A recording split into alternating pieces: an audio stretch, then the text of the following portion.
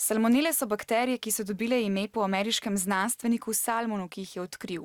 Najdemo jih povsod v naravi in so zelo odporne. Preživijo lahko skoraj 4 mesece v vodi, več kot 9 mesecev v prsti, več kot 2 meseca v odpadkih, 2 leti v suhih iztrebkih in leto dni v piščančji drobovini.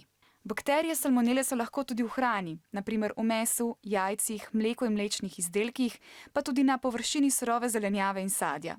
Pogosto jih najdemo tudi v sladicah, ki vsebujejo surova jajca.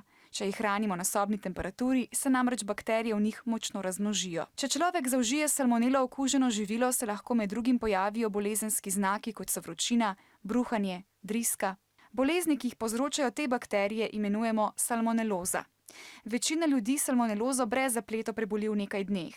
Včasih pa morajo zelo majhni otroci, starejši in kronični bolniki tudi v bolnišnico. Okužbo lahko preprečimo tako, da si umivamo roke, še posebej po obisku stranišča. Živila shranjujemo v hladilniku, sveže sadje in zelenjavo pa vedno temeljito očistimo. Hrano zaužijemo takoj po pripravi in je ne puščamo dlje časa na sobni temperaturi.